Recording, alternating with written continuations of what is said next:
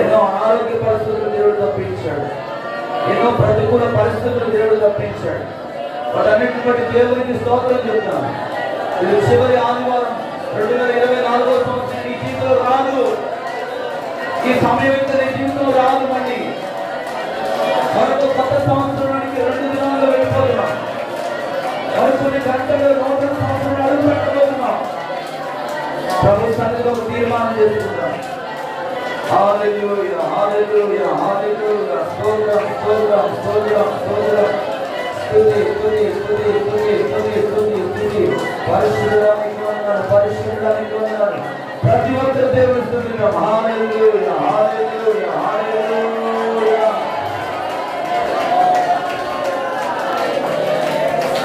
నా మీద నీవు చూపు ప్రేమకైనా కళ్ళు చెమ్మగిల్లేనయా. నా మీద నీవు చూపు ప్రేమకైనా కళ్ళు చెమ్మగిల్లేనయా. నాలో ఏముందయా నా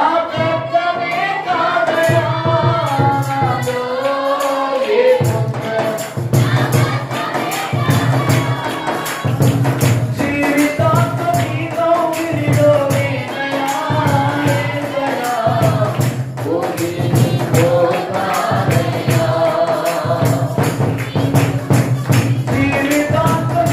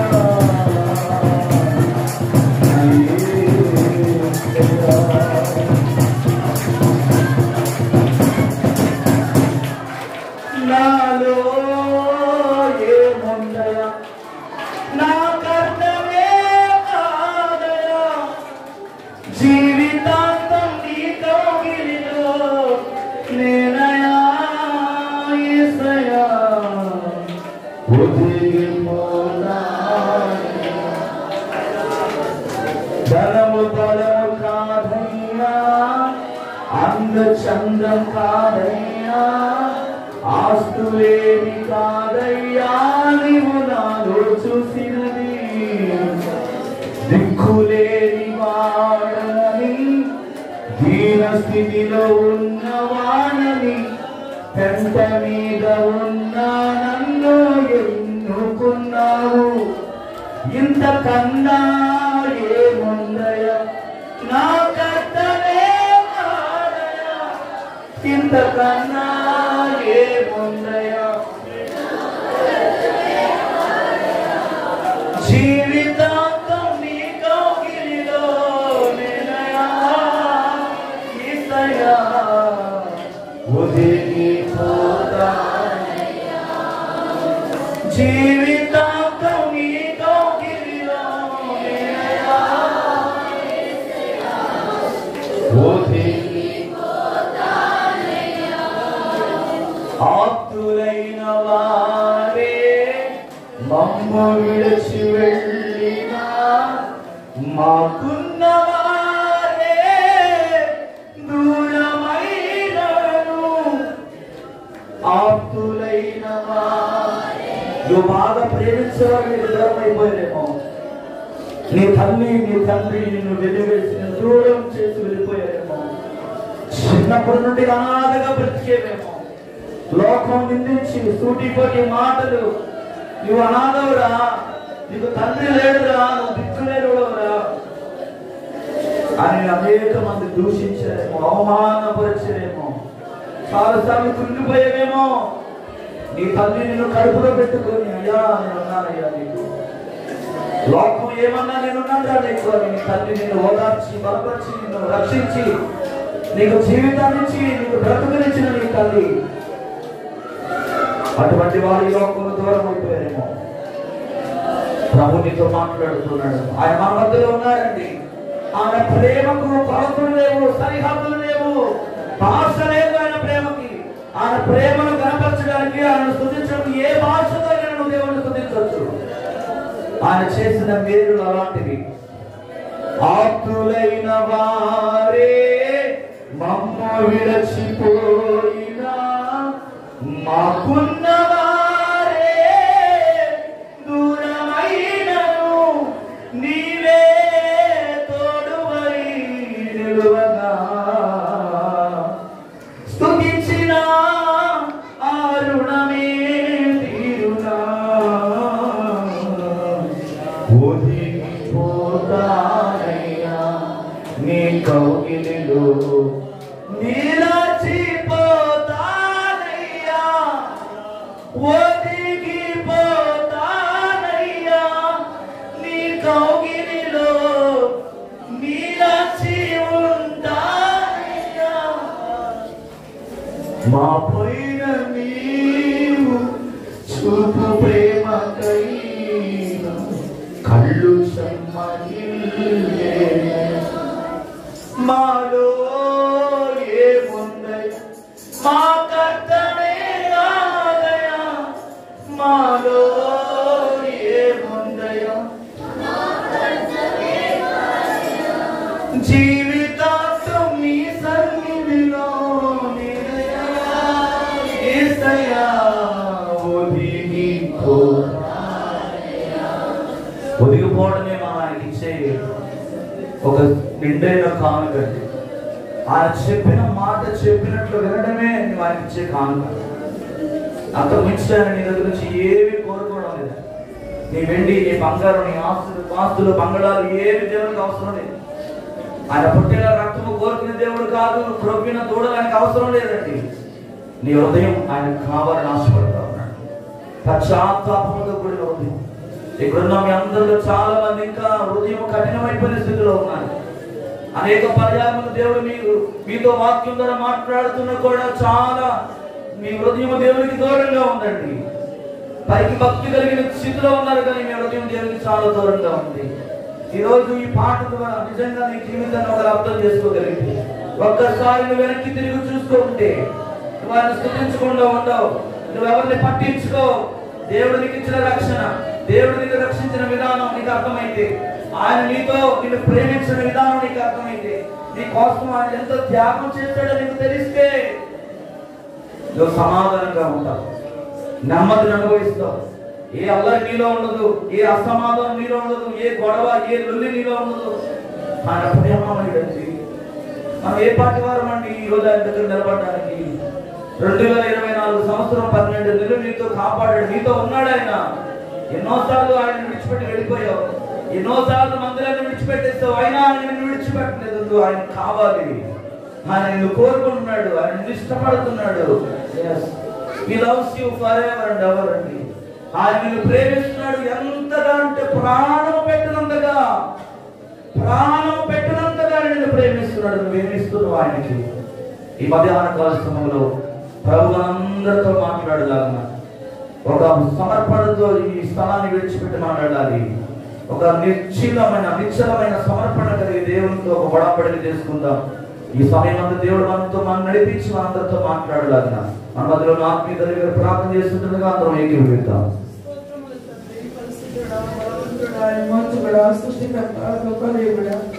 అయ్యా అదిష్టంబోతుడా, మట్టివాడ, గర్భిడివాడ, మొదలైనవాడ, వర్తమాన బోధ ప్రస్తుత కాలంలో ఉన్నవాడ, మమ్మల్ని మిక్కిలిగా ప్రేమిస్తున్న మా ప్రియ పరలోకపు తండ్రి గారి, మా కేడమా, మా సంగమా, మా బంగారము, మా నీతిస్తుడా, ఎన్ని పేర్లకి ఇస్తున్నారు తెలియలేదు. 2024 12 నెలల ప్రయాణంలో మాకు తోడుగా ఉన్నామయ్యా. ఏమిచ్చి నీ రుణము మేము చేసి మమ్మల్ని, మా కుటుంబాన్ని, మా సర్వ సంఘాన్ని కండి పాపలా జ్ఞాపకం చేసుకొని ఏవా ఈ దేశాన్ని కాపాడుకుంటూ మళ్ళా కాపాడు. ఈ 2024 ఆఖరి ఆదివారంలో ఉన్నాను. పోయిన రోజున మాట్లాడయ్యా, పోయిన నెల మాట్లాడాలి, పోయిన సంవత్సరం మాట్లాడాలి, పోయిన 2027 సంవత్సరం 12 నెలల ప్రయాణంలో మా కుటుంబాన్ని, మా సంఘాన్ని, మా సేవకుని, మా దేశాన్ని కూడా జ్ఞాపకం చేసుకోలేదు. మా నీకే తీసుకుంటూ వారి పాటలో మా కంఠాలు చేసే స్థానంలో పాటలు కొన్ని ప్రార్థించలేకపోతున్నాను. ఆ పాటలతో నేను ఆరాధించలేకపోతున్నాను. ఆ పాటలు మాకు అర్థం కాని పాటల దేవదేవా నీతోనే ఉంటుంది. నిన్ను స్థుతించలేకపోతున్నాను అయ్యా. దైవ సరిగ్గా మా పూర్ణ మనతో, మా పూర్ణ ఆత్మతో నేను సేవించాలి. యెహోవా దైవ కాలం మేము వెతికే భాగ్యమును గ్రహించాలి. దైవ మా ఈ సంఘము సారదయ్యా, ఈ ఆత్మలు సారదు. ఈ రోజు అనుసరించిపోతున్న ఆత్మని ఇస్తానికి నడిపి వారానికి తత్వాన్ని నడిపించు. నూతన ఆత్మని ఇస్తాను వచ్చిన ప్రతి ఇప్పుడు నీ వాక్యముతో రక్షణ భాగ్యంతో వారిని స్పందించి వారితో మాట్లాడు. ఏవా మనుషులందరిపైన ఈ 2025 సంవత్సరంలో ప్రతి వారిపైన నీ ఆత్మని ఆత్మ లేకపోతే నీ వారి కదా తండ్రి.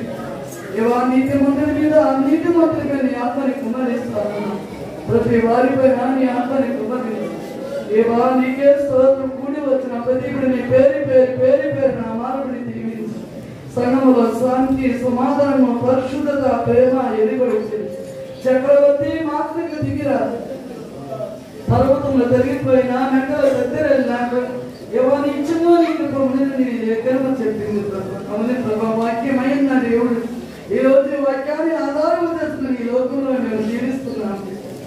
రోజు నువ్వు సంపూర్ణ మానవుడు వై సంపూర్ణ దేవుడు వై వచ్చి భూలోకాన్ని తలకిందులు చేసి ఈ సర్వ సృష్టిని కూడా నువ్వు రక్షించుకున్నావు దేవుడా, నీకే స్తుతులు.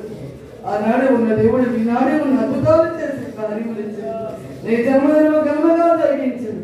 ఈ నూతన సంవత్సరం తండ్రి నీ నామానికి మహిమకరముగా దీవెనకరముగా ఆశీర్వాదకరముగా జరిగించి వాగ్దానాలతో నింపు తీర్మానాలతో నింపు తండ్రి ఎటువంటి లోటు లేకుండా వాతావరణ స్వాధీనపరచుకొని సమస్తంలో కార్యములు రక్షణ సిద్ధపడిన ప్రతి బిడ్డకి రక్షణ ఆనందాలతో నింపు మేమిచ్చే నీ సేవకులు మరిగిపోచ్చి ఈరోజు మా అందరికీ ఏమి రాసి పెట్టేవో ఏమో సిద్ధపరచావో మాట్లాడే సేవకులు కాదు ప్రభా, తన మరిగిపరచు అందరికి కావాల్సిన వాక్యం ఉంది అర్థం చేసుకునే జ్ఞానం మాకు దయచి తన అడిగి పెట్టిన దేవకృప వాగ్దానం మండించిన దీపంగా ఎదిగించి మన భార్య బిడ్డలు ఉద్యోగాలను తన తల్లిని తన తండ్రి సేవని దీవించి కూడి వచ్చిన ప్రతి బిడ్డని పేరు పేరు నామాలు దీవించు.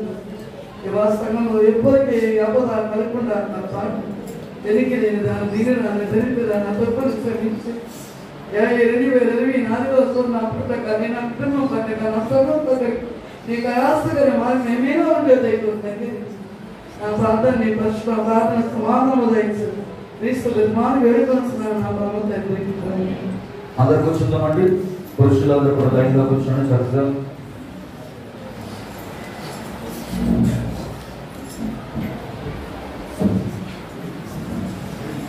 లైన్లో కూర్చుందాం. మంచిది, దేవునికి మహిమ కలుగును గాక. హల్లెలూయా. పరిశుద్ధాత్మకి బిడ్డలు చాపడబడాలా. 2024 సంవత్సరం అంతా కూడా దేవుడు మనల్ని కాపాడాడు. ఇది చివరి ఆదివారం. ఈ ఆదివారం వల్ల మన జీవితంలో రాకపోవచ్చు. మరొక 2 దినాల్లో మనము 2025లో గడపబోతున్నాం. సంవత్సరం జరుగుతుండగా ఆయన మన జీవితంలో తన కార్యం నూతన పరీక్ష దేవుడు నమ్మిన వారందరూ కూడా దేవుడు. మంచిది, ఈరోజు నేను క్షమాపణ అనేది ఒక దైవ లక్షణం అనే అంశం మీద దేవుని వాక్యాన్ని ధ్యానం చేయాలని ఆశపడుతూ ఉన్నాను. హల్లెలూయా. క్షమించడం అనేది చాలా శక్తివంతమైన కార్యం అండి. క్షమించడం అనేది ఏంటి? చాలా శక్తివంతమైన కార్యం. అది నీ జీవితంలో చాలా ప్రభావాన్ని తీసుకొస్తుంది. చాలా ప్రభావం. ఒక క్షమాపణ ఎలాంటిదంటే ఒక వ్యక్తిని క్షమించడం ద్వారా, ఒక క్షమాపణ గుణం అనేది మనం కలిగి ఉండడం ద్వారా 2 కార్యాలు జరుగుతాయండి.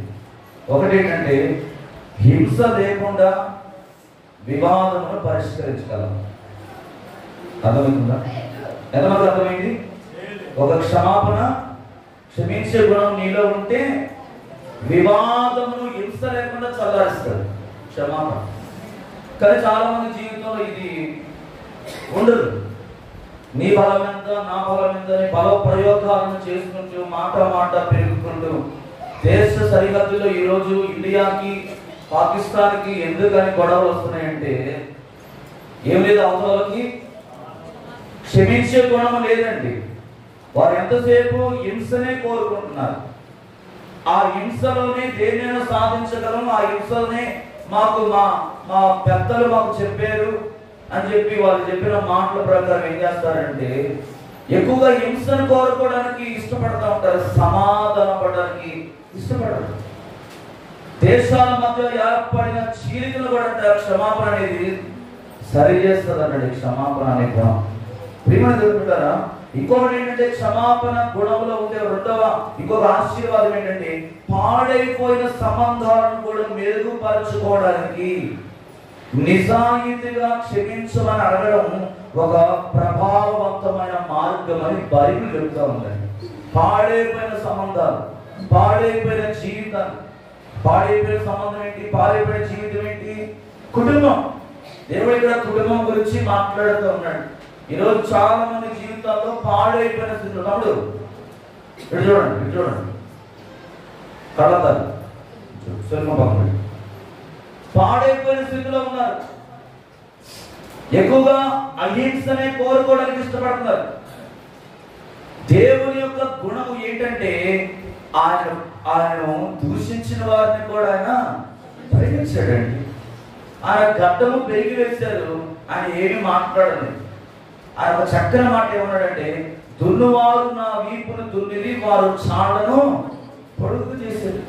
ఆ రంగుడం స్థలం లేకుండా యేసయ్య దేహము నీ కోసం నా కోసం ఎప్పుడో తెలుసా 2024 సంవత్సరాల క్రితం నాగటి చాడవలే ఆయన శరీరం నీ కొరకు అప్పగించేశాడు. ఆయన ముఖం మీద ఉమ్ము వేశారు. ఆయన చేతుల్లో కాళ్ళలో పొడవాటి తుక్కుబట్టిన మేకులు ఇంచుమించు దాదాపుగా మరి 365 పైచిలుకు దెబ్బలు ఆయన శరీరం మీద దుర్పించారు. ఆయన శరీరం ఎక్కడ చూసినా కూడా అంత గాయాలతో నింపబడి ఉన్నది. ఎందుకో తెలుసా?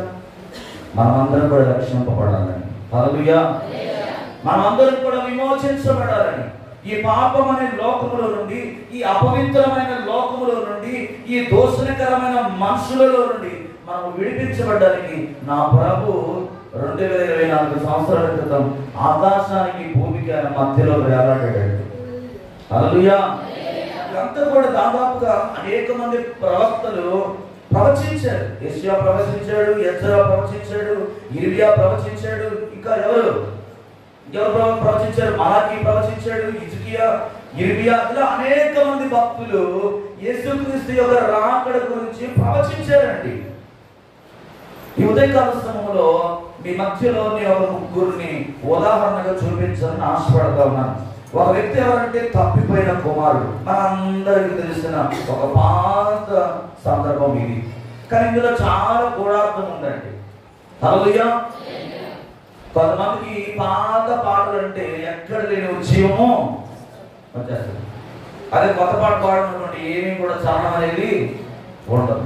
అలాగే దేవుని వాక్యం కూడా నువ్వు ప్రతిరోజు విన్నా కూడా అందులో ఏముంటది? కొత్తదనం అనేది ఉంటుంది. అది గ్రహించేవాడికి అర్థమవుతుంది, గ్రహించేవాడికి ఈయన చెప్పిందే చెప్తున్నాడు ఏందని అనుకుంటారు. 2 రకాల పద్ధతులు ఉంటారు ఇక్కడ. ఒకరు అందులో ఉన్న భావాన్ని అర్థం చేసుకుంటారు, రెండోది నేను చెప్పిన రెండో తేదీ చెందిన వాడు ఉంటారు. ఏది ఎవరు ఏమనుకున్నా ఈరోజు క్షమాపణ అనే ఉదయం మీ అందరిలోకి వచ్చును గాక. హల్లెలూయా. క్షమాపణ అనే ఉదయం రావాలి. 2025 సంవత్సరం నువ్వు ప్రవేశించక ముందే ఈ 2024 సంవత్సరంలో ఇప్పటి వరకు ఎంత మంది మీద నీకు గర్జ ఉందో, ఎంత మంది మీద నీకు ద్వేషం ఉందో, ఎంత మంది మీద నీకు పగ ఉందో నువ్వేం చేయాలి తెలుసా? క్షమాపణ అడగాలి. హల్లెలూయా. చూడండి, లూకా సువార్త 15వ అధ్యాయము మీరు చదవాల్సిన అవసరం లేదు, మనకు అందరూ తెలిసిన సందర్భం అది. తప్పిపోయిన కుమారుడు గురించి యేసు చెప్పిన ఒక ఉపమానం ఏంటంటే, కుమారుడు తన యొక్క తండ్రి ఆస్తిలో సగ భాగం తీసుకుని దూరదేశానికి వెళ్ళిపోతాడండి. ఈ ఆస్తి పంపకాలు చేయమనే ఆలోచన కూడా ఎవరిచ్చారు? దుర్మార్గులైన స్నేహితులే. కొంతమంది స్నేహితులు మంచి చేసేవాళ్ళు ఉంటారు, కొంతమంది చెడగొట్టేటోళ్ళు ఉంటారు. మనం ఎవరితో సహవాసం చేయాలి? మంచి వాళ్ళతో సహవాసం చేయాలి, చెడగొట్టే బ్యాచ్తో సహవాసం చేయకూడదు. ఇక్కడ ఈ స్నేహితులు కూడా ఏం చేశారంటే, అరే నీ ఇంటికి వెళ్ళి నేను నాన్న అడుగుతావు, నాకు రావలసిన సగభాగం ఇస్తావా ఇవ్వవా అని మెడ మీద కత్తి పెట్టినట్టు కూర్చో, చచ్చినట్టు ఇస్తాడు మీ నాన్న అని చెప్పి వాడిని ఎగేసి పంపించారు స్నేహితులు. కొడుకొచ్చాడు చిన్నాడు, నాకు రావలసిన ఆస్తి 2 భాగాలుగా విభజించి అన్నయ్యకి ఇవ్వాల్సింది అన్నయ్యకి ఇచ్చే, నాకు ఇవ్వాల్సింది నాకు. తండ్రి బాబు ఏమీ మాట్లాడకుండా ఆస్తిని 2 భాగాలుగా చేసి చిన్న కుమారుడికి ఇచ్చి పంపించేశాడు. వెళ్తూ చెప్తున్నాడు ఏమని తెలుసా? కుమారుడా, నీ కొరకు ప్రతిరోజు తలుపులు తెరిసే ఉంటాయి. ఏదో ఒక రోజు నీ జీవితంలో పశ్చాత్తాపము కలిగిన నాడు తండ్రి అని నేను ఒకడు ఉన్నానని నువ్వు గుర్తు తెచ్చుకుంటే నీ కోసం నేను ఎప్పుడు ఎదురు చూస్తాను అని చెప్పి తండ్రి ఏం చెప్పాడండి? పంపించేశాడు. వెళ్ళిపోయాడు కుమారుడు తండ్రిని విడిచాడు.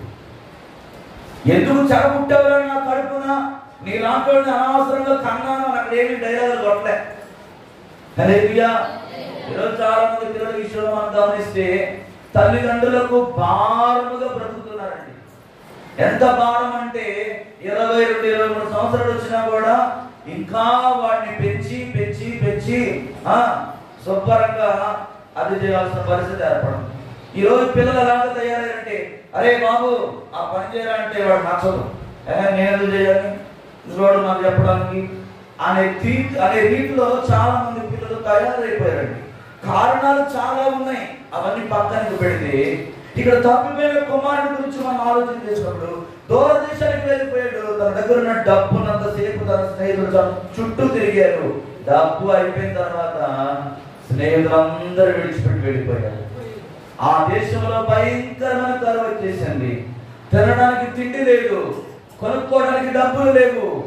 ఒకే బహుశా అక్కడ రాయబడలేదు కానీ వస్త్రం అంతా కూడా తను వేసుకున్న వస్త్రము, తొడుక్కున్న చెప్పులు అన్ని కూడా పోయినాయి. వస్త్రం అంతా కూడా మార్చిపోయింది, బోధపట్టేసింది. అయితే ఆకలి మంట, ఒక పక్క ఆకలి మంట, ఒక పక్క భయంకరమైన కరువు. ఏం చేయాలో అర్థం కావట్లేదు. దేశం కాని దేశానికి వెళ్ళిపోయాడు, ప్రాంతం కాని ప్రాంతానికి వెళ్ళిపోయాడు.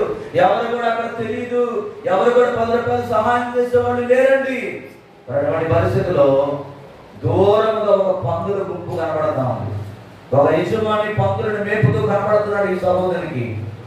అనుకున్నాడు మనసులో, ఇదిగో ఈ ఆకలి మంట నేను తట్టుకోలేకపోతున్నాను, ఈ మాట నేను భరించలేను అని చెప్పి ఆ పందులకు కాసి ఆ యజమాని దగ్గరికి వెళ్ళాడు. అయ్యా కొంచెం అన్నం ఉంటే నాకు పెట్టండి అయ్యా, దాదాపు చాలా రోజులు అయిపోయింది అయ్యా నేను అన్నం తీసుకొని భోజనం చేసి, ఇదిగో నాకు నీరు లేదయ్యా, నేను ఏదో చాలా దూరం నుంచి వచ్చానయ్యా, నా స్నేహితులందరూ విడిచిపెట్టి వెళ్ళిపోయారయ్యా, దయచేసి నాకు పని ఉంటే ఇవ్వండి అయ్యా అని చెప్పి ప్రాధాయపడి కాళ్ళ మీద పడి బతికిలాడుకుంటే ఆ వ్యక్తి అన్నాడు కదా, ఇదిగో నాకు కొన్ని పందులు ఉన్నాయి, మరి సాయంకాలం వరకు నువ్వేం చేయాలి, వాటిని మేపు, పొద్దుగా నీకు ఏం చేస్తాను, సాయంత్రం గంజినీళ్ళు పోస్తాను, బిర్యానీ పెడతాను అన్నాడా? బిర్యానీ పెడతానని చెప్పలే, గంజినీళ్ళు పోస్తాను అన్నాడండి. సరే ఆ గంజి అయినా పర్వాలేదులే అనుకొని మేపుతూ ఉన్నాడు. ఆఖరి మంట, కడుపులో చాలా భయంకరమైన మంట. అప్పుడు ఏం చేస్తున్నాడంటే ఆ పందులు తినే పొట్టు తినడానికి ఇష్టపడ్డాడు. అప్పుడు గుర్తొచ్చాడు తండ్రి, అయ్యో నా తండ్రి ఇంత అనేక మంది పనివారు 3 పూట్ల కడుపు నిండా ఆహారం తింటా ఉన్నారు, వారిలో నేను కూడా ఒక్కని వలే నా తండ్రి దగ్గరికి వెళ్ళి, నా తండ్రి ఆ రాజబంగళాలో నేను ఏదో ఒక పనివాడిగా, ఒక కూలివాడిగా నేను ఉంటానని నిశ్చయించుకొని ఏం చేస్తున్నాడు, పరిగెత్తుకొని వస్తా ఉన్నాడు. హల్లెలూయా. మీరు 24వ వచనం ఒకసారి చదువుతుంటే, ఈయన కుమారుడు దాని ముందు చదవండి, అయితే బుద్ధి వచ్చినప్పుడు ఆలోచించాలి. అయితే బుద్ధి వచ్చినప్పుడు వాడు నా తండ్రి యొక్క ఎంతో మంది కూలి మాటలకు అన్నము సమృద్ధిగా ఉన్నది, నేను ఇక్కడ ఆకలికి నేను లేచి నా తండ్రి ఎందుకు వెళ్ళి, తండ్రి నేను పరలోకమునకు నీకును విరోధముగా పాపము ఏం చేశాడంట, పరలోకములను దేవునికి భూమి మీద ఉన్న తండ్రికి ఏం చేశాడు, విరోధంగా. పాపం అంటే ఏంటి, ఆజ్ఞ అతిక్రమమే పాపం. తండ్రి ఆస్తుని తీసుకొని వెళ్ళిపోయాడు దూరదేశానికి, వ్యసనాక్రాంతులు విచ్చలవిడిగా పాపానికి అలవాటు పడిపోయి, లోక ఆశలకు అలవాటు పడిపోయి, స్నేహితులతో కలిసి ఏం చేశాడంటే చేయరాని పనులు చేశాడు. ఇప్పుడు నిస్సహాయ స్థితిలోకి వెళ్ళిపోయాడు. ఇప్పుడు అంటున్నాడు, నీకును పరలోకమునకును నీకును నేను విరోధముగా. కీర్తన గ్రంథం 25:11 కూడా అంటాడండి, యెహోవా నా పాపము బహుఘోరమైనది, నీ నామమును బట్టి దానిని ఏం చేయాలంటున్నావు, నీ నామమును బట్టి నన్ను క్షమించు. అంటే మన జీవితంలో ప్రతిరోజు మనం ఏమలవాటు చేసుకోవాలి, క్షమాపణ గుణం అనేది అలవాటు చేసుకోవాలండి. క్షమించబడకుండా మనం దేవుని చూడలేం. క్షమాపణ హృదయం అనేది మనలో లేకపోతే నువ్వు ఆరాధన చేసిన ఈ రూపు దాటి కూడా పైకి పోదండి. మీరు ఎవరినైనా అడగండి, మీరు ఎక్కడికైనా వెళ్ళండి, నీవు క్షమించకుండా, నీ శత్రువును నీ హృదయంలోంచి తీసివేసుకోకుండా, అతన్ని క్షమించకుండా, అతని దగ్గరికి వెళ్ళి మాట్లాడకుండా నువ్వు ఎంత పాడినా, ఎంత గోల చేసినా అది గోలలాగే ఉంటుంది. కానీ అది దేవుని సన్నిధికి ఏమాత్రం కూడా చేరదు. క్షమించడానికి ఈగో అడ్డొస్తుందా? ఒకసారట ఒక ఊర్లో ఒక స్త్రీ ఉందండి. ఒక సంఘంలో చాలా మంచి విశ్వాసురాలు. ఎంత విశ్వాసం అంటే చెప్పక్కర్లేదు, ఇక గొప్ప విశ్వాసం. అయితే కొన్ని రోజుల నుంచి ఆమె శరీరం చాలా బలహీనతతో బాధపడుతుందండి. శరీరం అంతా కూడా చాలా బలహీనత. ఎన్ని మందులు వాడినా ఆమె రోగం బాగవడం లేదు. ఎన్ని హాస్పిటల్స్ తిరిగినా కూడా ఆమెకి ఏమీ నయం కావట్లేదు. అయితే ఒకరోజు దైవ సేవకుడు ఇదే అంశం మీద దేవుని వాక్యాన్ని ప్రకటిస్తా ఉంటుంటే అక్కడున్న సంఘం అంతా కూడా కన్నీళ్లు గారుస్తూ ఆ వాక్యం వింటున్నప్పుడు ఆ క్షమాపణ గుణం, ఆ దైవ లక్షణం గురించి మాట్లాడుతున్న ఆ సేవకుని మాటలు విని అనేక మంది హృదయంలో వారు వారి పాపములను ఒప్పుకుంటూ పశ్చాత్తాపడుతున్నాడు. వాక్యం వింటూనే ఏడుస్తున్నారు చాలా మంది. అయిపోయిన తర్వాత అయ్యగారి దగ్గరకు వచ్చి అందరూ కూడా ప్రార్థన చేసుకుంటూ చేతులు పట్టుకొని, అయ్యగారండి, ఒకనొకప్పుడు నేను నీ గురించి ఇలా అనుకున్నానయ్యా, నీ మీద నేను ఒక నింద వేయాలని చూశానయ్యా, నీ మీద పలానోడికి ఇలా చెప్పానయ్యా, దయచేసి నన్ను క్షమించి అయ్యగారు అని కాళ్ళ మీద పడిపోయి అయ్యగారిని క్షమాపణ అడుగుతున్నారు విశ్వాసులు కొంతమంది. యవన బిడ్డలు, యవనస్తులు ఏంటంటే ఉడుకు రక్తం కాబట్టి కొంతమందికి చాలా అతికి తెలివితేటలు ఉంటాయి కనుక ఇలాగా ఆ యవనస్తులు కూడా పాస్టర్ గారు ఎక్కడ దొరుకుతాడా, ఆయన పసిగడదాం, ఆయన పట్టుకుందాం, ఆయన అచ్చేద్దాం, అవమానపరుద్దాం అని ఆ సంఘంలో యవనస్తులు కొంతమంది గుంపుగా కూడుకొని ఒక గ్రూప్ గా తయారై ఏం చేశారంటే సేవకుడికి వ్యతిరేకంగా మాట్లాడాలనుకున్నారు. ఆ రోజు ఈ క్షమాపణ అనే అంశం మీద సేవకుడు మాట్లాడినప్పుడు ఆ యవనస్తులందరూ కూడా అయ్యగారి దగ్గరికి వచ్చేసి కాళ్ళ మీద పడిపోయి క్షమాపణ అడిగి పశ్చాత్తాపడ్డారు, సరి చేసుకున్నారు వారు. అలా అందరు కూడా వస్తున్నారు.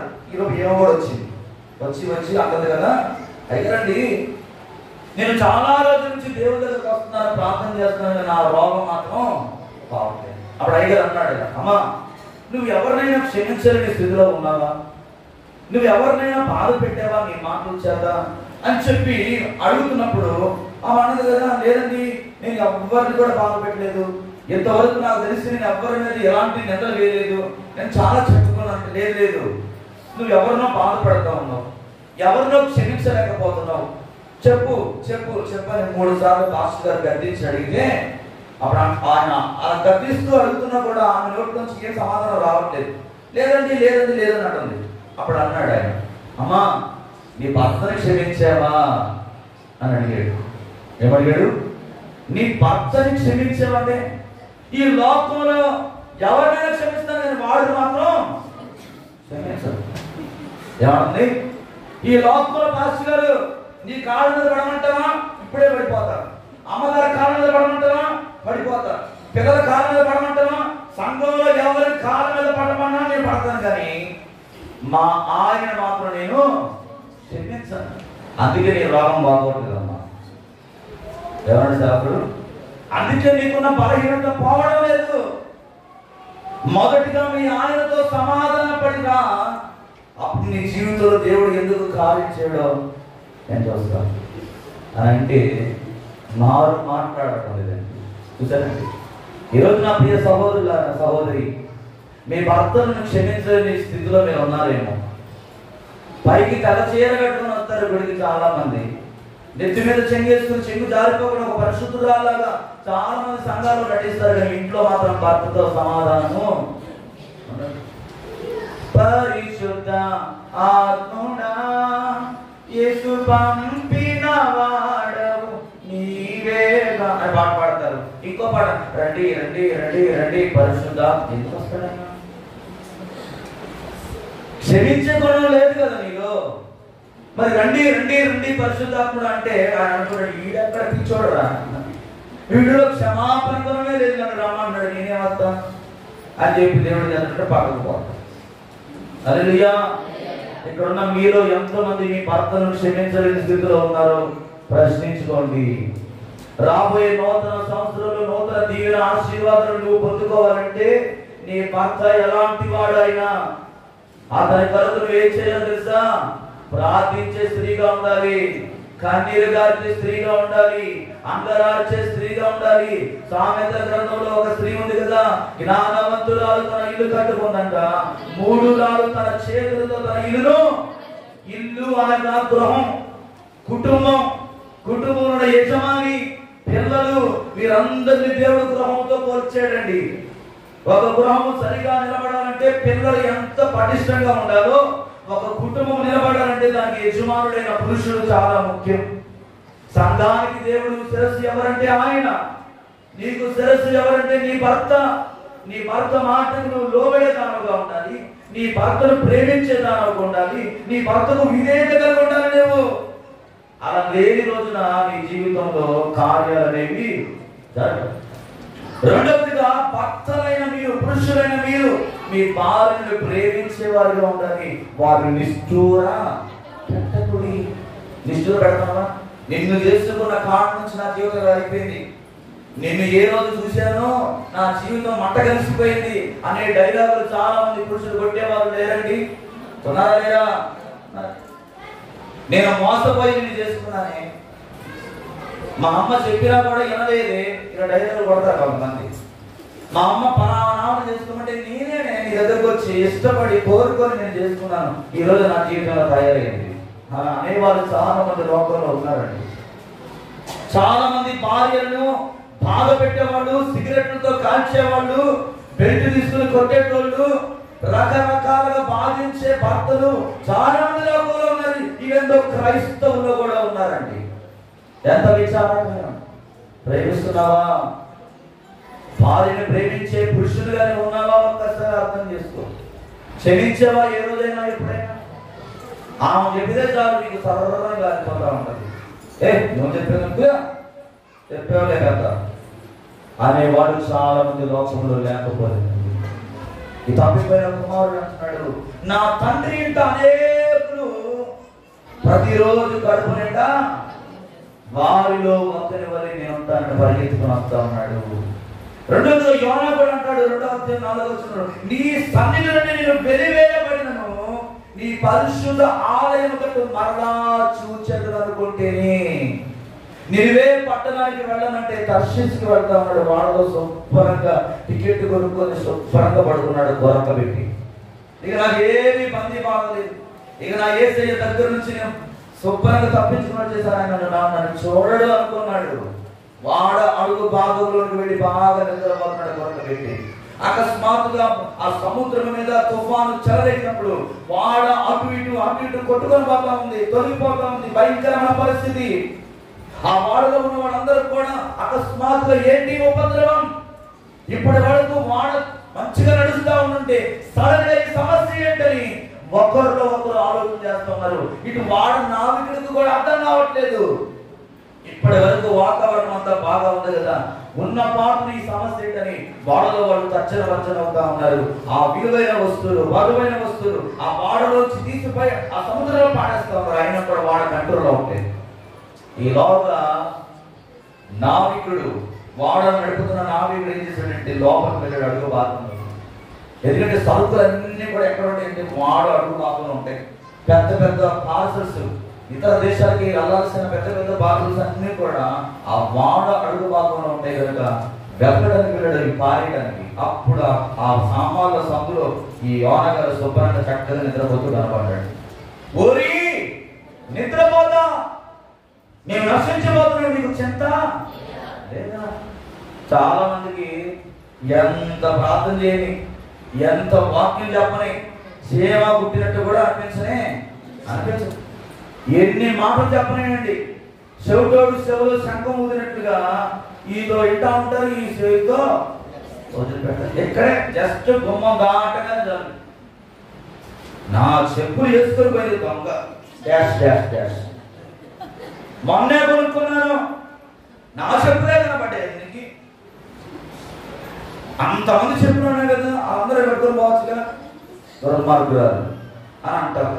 ఎక్కడ పోయి జస్ట్ బయటకు పోయిన తర్వాత ఇప్పుడు దాకా హల్లెలూయా స్తుతి మహిమ ఎల్లప్పుడూ అని చప్పట్లు పెట్టి పాడావు. బయటకు బాగానే చేస్తున్నావు, వచ్చేస్తున్నాయి లాంగ్వేజ్, కొత్త కొత్త మాటలు వచ్చేస్తున్నాయి నోట్లో నుంచి. అంటే ఏంటి? ఇంకా నీలో పరిపూర్ణమైన రక్షణ మారు మనసు అనేది రాలే. లోపల ఇంకొకడు ఉన్నాడు, సాతానుగాడు లోపల ఉన్నాడు. పైన తెల్ల వస్త్రాలు కట్టుకొని వచ్చావు, పరిశుద్ధంగా దేవుణ్ణి ఆరాధన చేసావు. ఈలోగా బయటకు వెళ్ళగానే వచ్చేసాడంటే లోపల ఉన్నవాడు బయటకు వచ్చేసాడు. లోపల ఉన్న దుష్టుడు బయటకు వచ్చేసి ఏం చేస్తున్నాడంటే మాట్లాడకూడదు మాటలు మాట్లాడే వాళ్ళు ఉంటారు. ప్రేమను వెళ్ళారా? ఈ ఉదయకాల సమయంలో మన జీవితంలో క్షమాపణ గుణం ఉంటేనే మనం దేవుని ఆ నూతన సంవత్సరంలో దేవుని దీవెనలు పొందుకోగలమాట. ఇప్పటి వరకు ఎన్నో కార్యాలు నీ జీవితంలో జరగకపోవడం గల కారణం నీలో క్షమించే గుణం లేకపోవడం వల్ల. చూడండి, తిమోతి రాసిన మొదటి పత్రిక 15:16 చదువుతారమ్మా. మొదటి తిమోతి 1వ అధ్యాయము 15:16 చదవండి.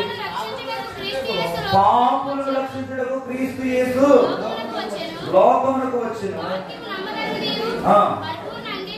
పరిపూర్ణ అంగీకారణకు యోగ్యమైనది ఉన్నది. అతివారు నేను ప్రధానులను ఆయనను నిత్య జీవము నిమిత్తము తన విశ్వసింపబోవు వారికి నేను మాదిరిగా ఉండులాగున యేసుక్రీస్తు తన పరిపూర్ణ దీర్ఘశాంతమును ఆ ప్రధాన పాపినైన నాయకుడు కనపరిచినట్లు. ఎవరు అంటామంటే మనం పాపులలో ప్రధాన పాపులం. ఒక ముద్దాయిని ఎవరైనా చూడండి ఏమంటారు, డెత్ కేసులో దొరికిన ఏం చేస్తారు? A1 A2 అని నిర్ధారిస్తారు. ఒక డెత్ కేసులో పట్టుబడిన వ్యక్తిని ఏ విధంగా అయితే A1 A2 అని ఎలాగైతే వారికి కొన్ని పెడతారో అలాగా మనము కూడా ఈ లోకంలో పాపులలో ప్రధాన పాపులం. మనలో ఏ యోగ్యత లేదు, కానీ ప్రభు చెప్తున్నాడు తన పరిపూర్ణమైన దీర్ఘశాంతము ఆ ప్రధాన పాపిని నాయందు కనపరిచినట్లు నేను కనికరింపబడితిని. అసలు మనలో ఏ గొప్పతనం లేదండి, మనలో ఏ క్వాలిటీస్ లేవు. ఆయన నమ్మదగిన దేవుడు, ఆయన నీతిమంతుడు కనుక ఆయన నీతి మనకు దేవుడు ధరింపజేయడానికి ఇష్టపడడానికి పౌలు చెప్తున్నాడు ఈ మాటనండి. హల్లెలూయా. పాపులను రక్షించుటకు క్రీస్తు యేసు లోకమునకు వచ్చిన వాక్యము నువ్వు ఈరోజు ఏం చేయాలి? అంగీకరించాలి. అవును, అది నిజం, వాస్తవం. ఒక వ్యక్తి ఎప్పుడు క్షమించడంటే అహంకారంతో ఉన్నప్పుడు. నడిమంత్రపు స్థితి అంటారు చూసారా? ఎన్నడూ చూడని డబ్బులు ఒక్కసారి వాళ్ళ చేతిలో పడ్డాయి అనుకోండి, వాడు కాళ్ళు భూమి మీద నిలబడ, ఎంతసేపు కాళ్ళలోనే ఎగురుతూ ఉంటాడు. నీ దగ్గర అనేలాగా కాళ్ళు వేసుకుంటూ ఎడ గుండీలలో తీసేసి ఇంకో 2 గుండీలు తీసేసి ఏం చేస్తాడు? రౌడీలు చేస్తాడు. దేవుని మందిరానికి వచ్చినప్పుడు ఎలా ఉండాలి? మనం మంచి తయారవుతాం. రౌడీ వాళ్ళగా గుండీలు తీసేసేసి ఈ చేతులు కప్స్ మడత పెట్టేసేసి రాకూడదు దేవుని మందిరానికి. క్రీస్తు నీలో ఉన్నట్లయితే ఆయన ఎలాంటి వాడిగా ఉన్నాడో నీవు కూడా అలాంటి వాడుగా మారడమే క్రీస్తుని ధరించుకోవడం. క్రీస్తుని ధరించుకున్నాను చెప్పుకుంటున్నా కానీ నెలలో మునిగొస్తున్నావు అంతే. కానీ పాత జీవితం ఇంకా అలాగే నీలో ఉండిపోయింది. జస్ట్ ఏదో స్నానం చేసినట్టు నెలలో మరి అమ్మగారు మాత్రం గారు మునగమన్నారు కదా అందుకే నేను మునిగాను అనేవాళ్ళు ఉన్నారు చాలా మంది లోకం. హల్లెలూయా. బాప్తిసం దేనికోసం తెలుసా? నీ పాత రోగ జీవితాన్ని నీటిలో పాతి పెట్టి నూతన జీవితాన్ని ధరించుకుంటే బాప్తిసం. అందుకనే ఈ ఉదయకాల సమయంలో అహంకారాన్ని పక్కన పెట్టండి. అహంకారులను అణిచివేసే దేవుడండి, గర్వాంతులను గద్దె తిప్పే దేవుడు ఆయన.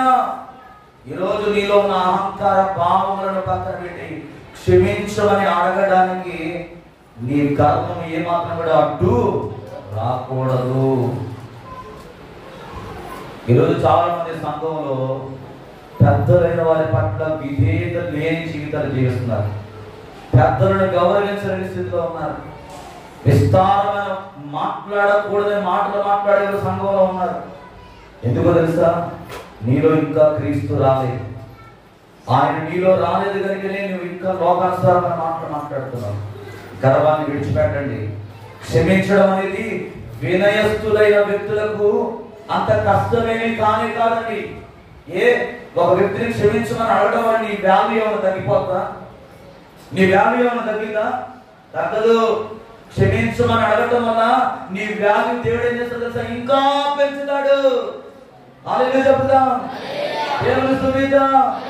ఒక వ్యక్తి దగ్గరికి వెళ్ళి నీ ప్రమేయం లేకుండా నీవు ఏమి అనకపోయినా నీ మీద ఒక వ్యక్తి నింద మోపినప్పుడు నీకు తెలిసినప్పుడు కొన్నిసార్లు నీకు బాగా కలిగించవచ్చేమో, అయినా సరే నువ్వు వెళ్ళించాను బ్రదర్. ఒకరు నేను ఎప్పుడైనా తెలిసి తెలియక నీ మీద నేను నా మాట చేత నిన్ను గాయపరిస్తే నన్ను క్షమించండి బ్రదర్ అన్నావు తెలుసా అంటే చాలు, వెంటనే దేవుడు ఏం చేస్తాడంటే నిన్ను ఘనపరుస్తాడు. ఆయన నీ వాల్యూ పెరిగిపోద్ది, నీ జీవితం మరొక రకంగా ఉంటుందండి. కానీ ఇది చాలా మంది చేయలేకపోతున్నారు. ఎంత విచారం. నా మొట్టమొదటి మాట ఏంటంటే క్షమాపణలో ఒక శక్తి ఉందంట. ఆ శక్తిని గురించి నేను చెప్పి మొదలు పెడతాను. ప్రాచీన ఇశ్రాయేలుకు చెందిన జ్ఞానవంతురాలైన ఒక స్త్రీ ఉందండి. ఆ పేరేంటి? బైబిల్లో చాలా మంది స్త్రీలు ఉన్నారు, ఒక స్త్రీ పేరు చెప్పండి. ప్రాచీన ఇశ్రాయేలుకు చెందిన ఒక జ్ఞానవంతురాలైన ఒక స్త్రీ ఉంది. ఆ పేరేంటి? దేవునికి స్తోత్రం కలుగును గాక. అమ్మగారిని దేవుడు దీవించిన గాక. హల్లెలూయా. ఎవరు? అబీగయలు. తన భర్త చేసిన తప్పుకు ఏం చేస్తుందో తెలుసా? క్షమాపణ చెప్తా ఉందండి. క్షమాపణ యొక్క శక్తి ఒక మంచి ఉదాహరణ ఉండేలా ఆమె ప్రవర్తించినట్టుగా మనం చూడగలం. ఇది మీకు ఎక్కడ కనబడుతుందంటే మొదటి సమూయేలు గ్రంథము 25వ అధ్యాయం 2 నుంచి 35 వరకు. ఇంటికి వెళ్ళి చదువుకోండి, రాసుకోండి రెఫరెన్స్. మొదటి సమూయేలు గ్రంథం 25వ అధ్యాయం 2 నుంచి 35 వరకు కూడా ఆ సందర్భం అక్కడ మనకు కనబడుతుంది. దావీదు అరణ్యములో నివసిస్తున్నప్పుడు తన మనుషులతో కలిసి ఏం చేస్తాడంటే మందలను మేపుతా ఉంటాడండి. మందలు మేపుతా ఉంటుంటే వాళ్ళకి ఆకలి వేస్తుంది. ఎవరికి? దావీదుకి, అలాగే తనతో పాటు ఉన్న కొంతమందికి ఆకలి వేస్తుంది.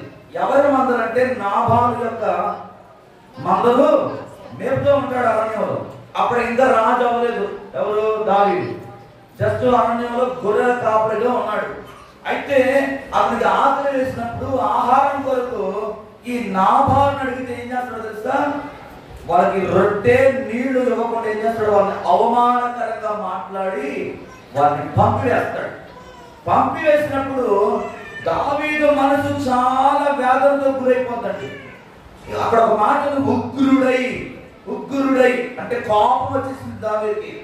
కోపం వచ్చేసేసి దావీదు ఏం చేస్తుంటే దాదాపు 400 మందిని పురుషులను వెంట పెట్టుకుని ఎవరిని వెళ్తాడు? నాబాలు మీదకి వెళ్ళడానికి బయలుదేరి వస్తా ఉంటాడు. దారిలో నాబాలు మీదకి దాడి చేయడానికి, యుద్ధం చేయడానికి దావీదు 400 మందిని తీసుకుని వస్తా ఉంటుంటే ఈ విషయాన్ని తెలుసుకున్న ఈ అబీగయలు ఏం చేసింది? దావీదును కలవడానికి బయలుదేరిందండి. ఆమె ఆయన కలుసుకొని ఏం చేస్తుంది తెలుసా? ఏమీ మాట్లాడలేదు. ఇక్కడ నాబాలు దగ్గర దావీదు ఎవరు? నాబాలు దగ్గర దావీదు ఎవరు? ఒక పనివాడండి. రాజుగా ఉన్నాడా? ఓకే, రాజుగా ఉన్నాడు.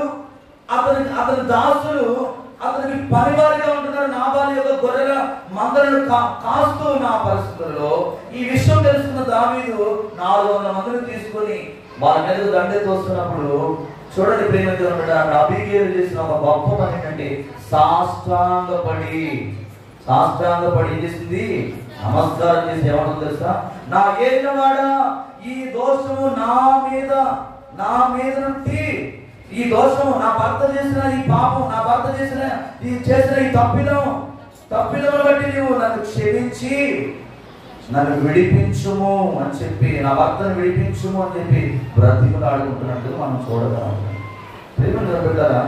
ఈ విషయాన్ని గమనించి ఈ సంఘటన చూసిన దావీదు మనసు అంతా కరిగిపోయింది. అక్కడ చూడండి, నీ మాటలు నేను ఆలకించి నీ మనవిని అంగీకరించింది, సమాధానముగా నీ ఇంటికి వెళ్ళు. ఇదిగో నీవు నా ఎడల ఈ రోజు చేసిన ఈ పని నా మనసును కరిగించింది. ఒక స్త్రీ అయి ఉండి నా పాదాల మీద పడి నీవు నన్ను బ్రతిమలాడుకున్నావు చూసావా? నిన్ను నువ్వు తగ్గించుకొని నన్ను నా పాదాల మీద సాష్టాంగపడి క్షమాపణ అడిగావు కదా. ఇదిగో సమాధానంతో నీ భర్తను నేను ఏమీ చేయలేదు. అబీగయలుకున్న వినయ స్వభావం చూడండి. తన భర్త దురుసు ప్రవక్తలతో మాట్లాడినప్పటికీ అబీగయలు ఏం చేస్తుందండి? సమాధాన పడడానికి పరిగెత్తింది. చాలా మంది జీవితాల్లో సమాధాన పడలేని స్థితిలో ఉన్నారు. ప్రభు చెప్తున్నాడండి, పగ తీర్చుట నా పని. పగ తీర్చుకునే పని ఎవరిదండి? దేవుడిది. నీవు కాదు. నీవు పగ తీర్చుకోవాల్సిన పరిస్థితి అవసరం లేదు. నీ చేతుల్లోకి దాన్ని ఎంత మాత్రం కూడా తీసుకోకూడదు. దేవుడికి అప్పగించు. ఒక వ్యక్తి ఏదైనా అన్నట్లయితే అది దేవునికి వేయించాలంటే సమర్పించవడం. ఎప్పుడైతే మనలో ఈ క్షమాపణ అనే హృదయం ఉంటుందో అప్పుడే మనం క్షమింపబడతాం. రెండవ ఉదాహరణ ఎవరంటే అపోస్తుడైన పౌలండి. అపోస్తుడైన పౌలు ఒకసారి యూదులలో ఉన్న న్యాయస్థానమైన మహాసభ ఎదుట తను సమర్థించుకోవలసిన పరిస్థితి ఆయనకి ఏర్పడ్డప్పుడు పౌలు యథార్థంగా పలికిన మాటలకు వారు అపార్థం చేసుకొని ప్రధాన యాజకుడైన అననీయ పౌలు మాటలకు నొచ్చుకొని చేస్తాడంటే అక్కడున్న కొంతమందిని పిలిచి, ఇదిగో మీరు వెళ్ళి ఆ పౌలు యొక్క నోరును వాడు మూతిని పగలగొట్టండి, పౌలు యొక్క మూతిని పగలగొట్టండి అని చెప్పి ఆజ్ఞ వేశాడండి. అక్కడ నిలిచిన వాళ్ళ దగ్గరికి వెళ్ళి చెప్పినప్పుడు పౌలు అంటున్నాడు ఆ మాట గురించి ఏమన్నా తెలుసా? సున్నము కొట్టిన గోడ దేవుడు నిన్ను కొట్టునుగా. నీవు ధర్మశాస్త్రము చొప్పున నన్ను విమర్శించుచున్నావు, ధర్మశాస్త్రములకు విరోధముగా నన్ను కొట్టును ఆజ్ఞాపించుచున్నావా? చూస్తున్న వారు పౌలు మాట్లాడిన మాటలకి బెత్తరపోయారండి. అసలు వీడేటయ్యా, అననీయ ఒక రాజు, ఒక ప్రధాన యాజకుడు, ఎంతమంది ఆస్థాన పెద్దలు ఉన్నారు, ఇంతమంది ప్రజలు ఉంటే వీళ్ళ మధ్యలో వీడు ఎంత ధైర్యంగా మాట్లాడుతున్నాడు ఈ పౌలు. అసలు వీడికి బతకడానికి ఏమైనా, వీడికి బతుకు మీద ఏమైనా ఆశ ఉందా? అసలు వీడు బతకాలనుకుంటున్నాడా, చావాలనుకుంటున్నాడా అని చెప్పి అక్కడున్న వారందరూ కూడా విభ్రాంతి నొందారు. అపోస్తలుల కార్యము 23వ అధ్యాయం 1 నుంచి 5 వరకు ఇంటికి వెళ్ళి చదువుకుంటే అక్కడ కనపడుతుంది. అందుకే అక్కడ చెప్తున్నాడు, సహోదరులారా, ఇతడు ప్రధాన యాజకుడు అని నాకు తెలియదు, నీ ప్రజల అధికారిని నిందింపవద్దు అని వ్రాయబడినది అని అంటూ వెంటనే తన తప్పును ఒప్పుకున్నాడండి. ఏమన్నాడు? సహోదరులారా, ఇతడు ప్రధాన యాజకుడు నాకు తెలీదు, ఇతడు నీకు అధికారాన్ని నేను ఎప్పుడు కూడా తెలియదు నాకు, దయచేసి మీరు నన్ను ఏం చేయాలి, క్షమించండి అని చెప్పి వెంటనే తీర్పు ఏం చేస్తున్నాడంటే క్షమాపణ కోరుకుంటున్నాడు. న్యాయాధిపతిగా నియమించబడిన వ్యక్తి హింసకు పాలు పడకూడదని పౌలు పలికిన మాటలు సమయోచితమైన మాటలు అంటారా? నాకేంట్రా, నువ్వు రాజైతే ఏంది, నువ్వు ఎవడైతే నాకేంది అని చెప్పి అంటారు. అక్కడ వెంటనే అతడు ఏం చేస్తాడంటే క్షమాపణ కోరుకుంటున్నాడు. క్షమాపణ ప్రేమగా పెట్టాలి. పునరుద్ధానపు ఈ ఆరాధనలో కొత్త సంవత్సరంలోనికి నువ్వు అడుగు పెట్టాలంటే క్షమాపణ గుణం అనేది నీకు ఉండాలి. ఎప్పుడైతే మనం క్షమించబడతామో, క్షమించడం నేర్చుకుంటామో దేవుని గుణాలు మనలోకి వస్తాయి, దేవుని యొక్క పరిశుద్ధత మనలోకి వస్తుంది, దేవుని అభిషేకము చేత మనం అభిషేకించబడతాం, దేవుని ప్రవచనాత్మకమైన వరాలనేవి మనలోకి వస్తాయి. ఇక్కడ ఎంతమంది కృపావరాలు పొందుకున్న వారు ఉన్నారండి? బైబిల్లో ఉన్న 9 కృపావరాలు, నాకు ఒక వరం ఉందయ్యా అన్నవాడు ఎవరిని చేయిపోయింటారు? ఎంతమందికి ఆత్మ ఫలాలు ఉన్నాయి? 9 ఆత్మ ఫలాలు, 9 ఆత్మ ఫలాలు ఉన్నాయా లేవా మీలో? ఎవరు లేవా? స్వస్థలం లేదా మీకు? విశ్వాసం లేదా? సాత్వికం లేదా మీకు? ఆశానికం లేదా? దీర్ఘశాంతం లేదా? దయాళత్వం లేదా? మంచితనం లేదా? ఏం లేవా? ఏం చదువుతున్నారు? ఉన్నాయా లేవా? హల్లెలూయా. ఇంకా కృపావరాలు, బుద్ధివాక్యం, జ్ఞానవాక్యం, ఆత్మల వివేచన వరం, ఇవన్నీ కూడా క్రైస్తవుడిగా మన జీవితంలో, సంఘంలో ఇవన్నీ కూడా దేవుడు మనకి ఇచ్చిన గొప్ప ఆశీర్వాదాలండి. ఇవి ఇంకా నీ జీవితంలో రావడం లేదంటే అర్థం ఏంటంటే నీలో క్షమించే గుణం లేదు. కోడలు అత్తను క్షమించలేదు, అత్త కోడలు క్షమించలేదు. కూతురు వస్తేనేమో ఒకలాగా దొరుకుతారు అత్తలు, కోడలేమో ఒకలాగా దొరుకుతారు. ఆమె ఒక కోడలు చిన్న కారణం చేసిన చాలు తపాలు తీసేస్తారు అంతే. అదే కూతురింటికి పోయినప్పుడు ఎంత చెత్తగా ఉన్నా కూడా, అబ్బో బాగుండేవమ్మా, సూపర్ అమ్మా, నిజంగా చేసేయాలి కదా వండుతామని అని లొట్ట వేసుకొని తింటారు. కొడుకేమో తల్లిని ఒకలాగా చూస్తాడు, భార్యని ఒకలాగా చూస్తాడు. అమ్మకి సంవత్సరానికి ఒక్క చీర కొనడం కొంతమంది బట్టలు కొనడం. అదే కుటుంబానికి మాత్రం 20,000 30,000 రూపాయలు ఒక్క చీర పెట్టేస్తారు. భార్య బిడ్డలు నేను చూడద్దు, నేను చెప్పడం లేదు. నాకు తల్లి ఉందండి. ఈరోజు నేను వెళ్ళలేకపోయాను. మా అమ్మగారికి ప్రతి సంవత్సరం నేను ఒక చీర కొడతాను. ఆమె చాలా చీరలు అంటది, ఎందుకు నాన్న మీ పిల్లలకు కొను, మీ భార్య కొనాను. హల్లెలూయా. మీకు ఇంకో విషయం చెప్తానండి. మా పాస్టర్ గారు పెళ్ళైన కొత్తలో మా ఇంటికి వెళ్ళినప్పుడు మా అమ్మగారు ఏమో తెలుసా, అమ్మ నువ్వు పిల్లల దగ్గర కూర్చో అమ్మా, పర్లేదులే అమ్మా, నువ్వు మట్టి నీకు ఆడకి తెలియదు కదా, మీ పిల్లలకు తెలియదు కదా, మీరు టైల్స్ మీద పెరిగిన వాడు, మీ పిల్లలు మంచి ఇంట్లో మీరు ఉంటున్నారు, మాకు మట్టి ఇల్లు కదా, అప్పుడు మాకు మట్టి ఇల్లు కదమ్మా, నువ్వు పైన కూర్చోలే, మంచం మీద కూర్చో అని చెప్పి ప్లేట్లో అన్నం పెట్టుకొని మా ఆవిడకి తీసుకొచ్చి ఇచ్చిందండి మా అమ్మ. హల్లెలూయా. ప్రియమైన దేవులారా, ఈరోజు అత్తని గౌరవించే కోడలుగా నువ్వు ఉన్నావా? నీ అత్తకి రోగం వచ్చి మంచం మీద పడితే నువ్వు చూడని స్థితిలో ఉన్నావేమో, పట్టించుకోని స్థితిలో ఉన్నావేమో. మరి ఎక్కడుంది క్షమాపణ హృదయం? ఎక్కడుంది దేవుని ప్రేమ నీలో? తల్లినేమో ఒకలాగా చూస్తున్నావు, అత్తగారినేమో ఒకలాగా చూస్తున్నావు. ఈవెందో అత్తగారులు కూడా ఈరోజు చాలా మంది, కొంతమంది కోడల్ని హింస పెట్టే వాళ్ళు చాలా మంది ఉన్నారండి. అది మంచిది కాదు. మన జీవితంలో ఇటువంటివి అడ్డుగా ఉన్నప్పుడు మనం దేవుని సన్నిధి అనుభవించలేము, దేవుని ఆశీర్వాదాన్ని మనం పొందుకోలేము. ఈరోజు ఒకరు ఎవరైనా అలాంటి స్థితిలో ఉంటే విడిచిపెట్టండి. ఈరోజు ఈ 2024 సంవత్సరం ఇది ఆఖరి ఆదివారం. మీ జీవితంలో ఈ క్షమాపణ హృదయం లేకుండా మీరు కొత్త సంవత్సరంలో అందరు ప్రవేశిస్తున్నట్టు మీరు ప్రవేశిస్తారు అంతే, వాళ్ళకి మీకు తేడా ఏమఉండదు. కానీ క్రైస్తవులుగా మనం ఎలా ఉండాలంటే దేవుని కార్యములను అన్యజనులకు మన క్రియల ద్వారా కనపరిచే వారిగా ఉండాలి. హల్లెలూయా. మన క్రియలనండి దేవుని చూపిస్తాయి. మన క్రియలు దేవుని గొప్పతనాన్ని ఇతరులకు చూపిస్తాయి. మన క్రియలు సరిగా లేకుండా యేసు ప్రభువు నమ్ముకో అంటే ఎవరు నమ్ముకోడు. మన క్రియలు సరిగా లేకుండా యేసు ప్రభువు నమ్ముకొని బైబిల్ చేస్తే ఇసురు పడతారు నీ మొహం మీద. ఈరోజు లోకం అదే జరుగుతుంది. మొట్టమొదటిగా మనం మారాలి, మన వ్యక్తిత్వం మారాలి. మనలో ఉన్న ఆ వ్యర్థమైన ఆలోచనలు, ఆ అసూయ, ఆ గర్వం, ఆ అహంకారాన్ని ఎప్పుడైతే మనం విడిచిపెడతామో అప్పుడే మనం దేవుని యొక్క రూపంలోకి మార్చబడగలం. యేసు ప్రభు శిష్యునికి ఒక మాట చెప్పాడండి. మత్తయి సువార్త 5వ అధ్యాయం 23-24 చెప్పిన 24వ వచనం మనం చదివితే, కావున నీవు బలిపీఠం వద్ద అర్పణలు అర్పించుచుండగా నీ మీద నీ సహోదరునికి ఏదైనా విరోధము కలదని అక్కడ నీకు జ్ఞాపకం వచ్చినాయి కదా, అక్కడ బలిపీఠం నిలుండని నీ అర్పణమును విడిచిపెట్టి మొదట వెళ్ళి నీ సహోదరునితో సమాధానపడము, అటు తర్వాత వచ్చి. హల్లెలూయా.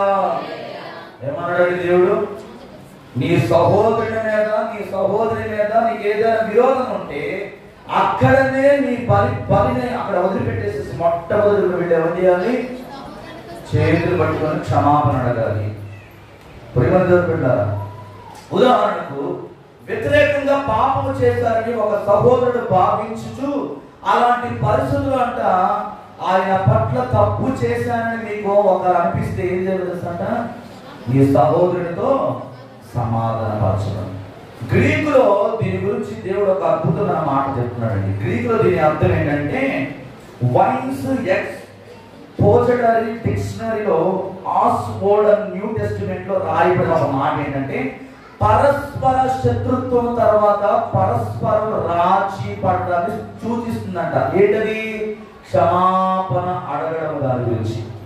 క్షమాపణ అడగడం దాని గురించి పరస్పర శత్రుత్వం తర్వాత పరస్పర రాజీని సూచిస్తుంది. ఒక గొడవ చల్లారాలంటే ఏం కావాలి? క్షమాపణ అడగడమే దానికి మొట్టమొదటి చేయవలసిన పని. కత్తులు కట్టాలను పట్టుకొని వెళ్ళొచ్చు, నీ బలం ఏంటో నా బలం ఏంటో చూసుకుందాం రారా అనొచ్చు. బాగా బూస్టు దాకి హార్లిక్స్ దాకి కండలు బాగా పెంచేమో ఆ ఏదో జిమ్ముకు పోయి అవేమీ కాదు. నీ బలము, నీ శరీరము, నీ శక్తి ఏవి కూడా సమాధాన పరచలేదు. ఒక వివాదంలో చల్లార్చాలంటే జ్ఞానముతో నువ్వు మాట్లాడడం నేర్చుకోవాలి. బుర్ర ఉపయోగించాలి. బుర్ర ఉపయోగించినప్పుడు దేవుడు నీకు ఒక ఆలోచన ఇస్తాడు. కొన్ని గొడవలకి కొన్ని మాటలు సమాధానం ఇస్తాయి. కొన్ని గొడవలకి మాట్లాడకుండానే రాజ్యం అనేది వచ్చేస్తుందండి. వస్తుందా రాదా? ఇక్కడ చాలా మంది పెద్ద మనుషులు ఉన్నారు. కొన్ని మాటలు కొన్ని గొడవలకి ఏం మాట్లాడాల్సిన అవసరం లేదు, మాట్లాడకుండానే ఆ వివాదం చల్లారిపోతుంది. అలాగే మనము కూడా క్రైస్తవులుగా ఎవరి మీద నీకు ఏదైనా విరోధం ఉంటే ఏం చేయాలి? బలిని పక్కన పెట్టాలి. బలి అంటే ఏంటో తెలుసా? ఆరాధన. దేవుని ఆరాధించడమే ఒక బలి. ఆ ఆరాధన అనే బలిని నువ్వు అర్పించక ముందు ఏం చేయాలి? సంఘంలోకి వచ్చి రాగానే మోకరించి ప్రార్థన చేసుకోవాలి. అంతేగాని వాళ్ళతో వీళ్ళతో ముచ్చట్లు పెట్టకూడదు. వాళ్ళు ఏం కట్టుకొచ్చారు, వీళ్ళు ఏం కట్టుకొచ్చారు, మనం చేసుకున్న వస్త్రాలు ఇక్కడ చూడటం కాదు. ఏం చేయాలి తెలుసా?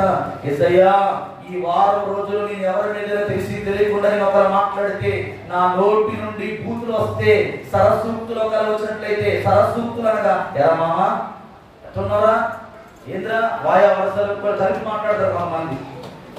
వాళ్ళు తెలియకపోకుండా వాళ్ళకి బంధుత్వం లేకపోయినా వరుసలు కలుపుకొని ఏం చేస్తారంటే అత్యుత్సాహాన్ని ప్రదర్శించడానికి ప్రయత్నం చేస్తారు. అలా ఒకవేళ ఎవరి మీద అత్యుత్సాహం ఒకవేళ ప్రదర్శించేవేమో, చూడకూడదని చూసేవేమో, ఈ వారం అంతా సంవత్సరం అంతా సెల్ ఫోన్ ఎక్కువగా ప్రేమిస్తున్నామేమో, దుప్పటి ముసుగేసుకొని చూడకూడని అసలు చిత్రాలను చూసేవేమో, ప్రోమో వీడియోస్ కి అడిక్ట్ అయిపోయేవేమో, ఇటువంటి దేవునికి ఆయాసకరమైన ఏవైతే నీలో ఉన్నాయో అవన్నిటిని ఈ రోజు విడిచిపెట్టి ఏం చేయాలంటే దేవుని పాదాలు పట్టుకుని క్షమాపణ అడిగిన తర్వాత అప్పుడు నీ ఆరాధన దేవుడు అంగీకరిస్తాడంట. జపాన్ దేశంలో నేను ముగించేస్తాను. జపాన్ దేశంలో అంట క్షమాపణ అడగడానికి ఉపయోగించే పదం ఏంటంటే సుమిమాసేన్. ఏ పదం? సుమిమాసేన్. ఈ మాట అంట కొన్ని వేల సార్లు మాట్లాడతారంట వాళ్ళు.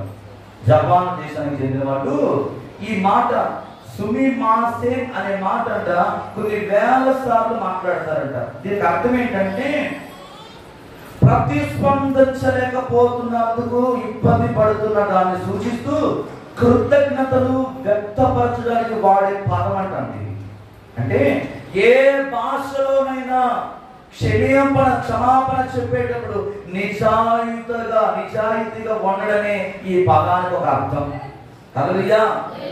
ఈ సుమిమాసేన్ అనే మాట వాళ్ళు కొన్ని వేల సార్లు మాట్లాడతారు. ఒక చిన్న పొరపాటు చేశాను.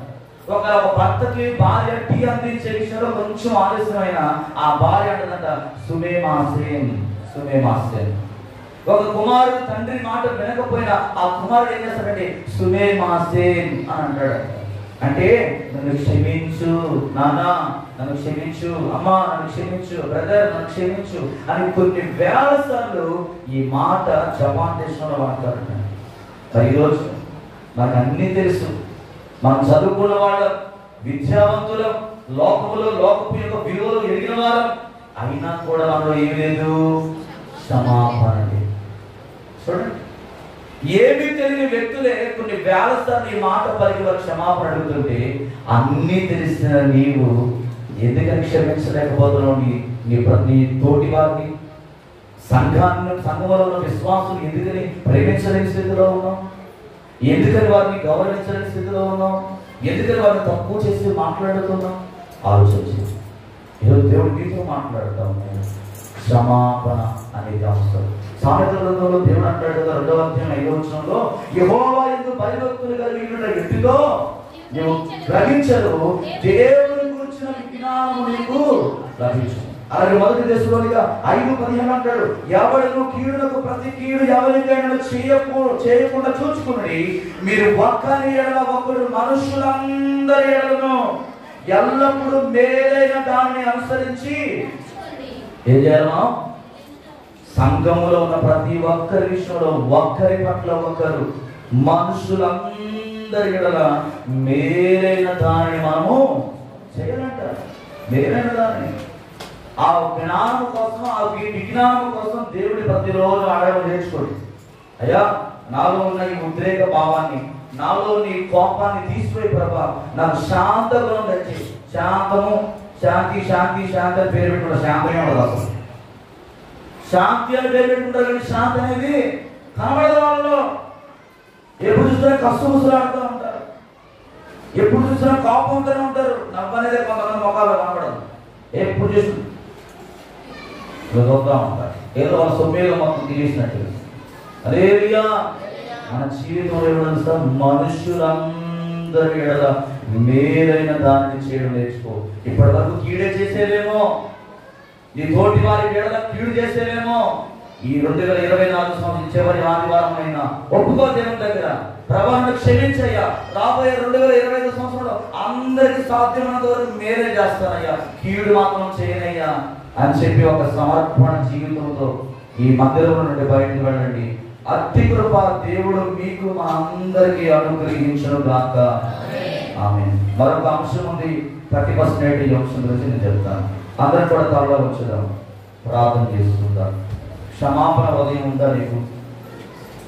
మనుషులందరి ఎడల మేలైన దానిని చేయడానికంట క్షమించే గుణం నువ్వు కలిగి ఉండాలి.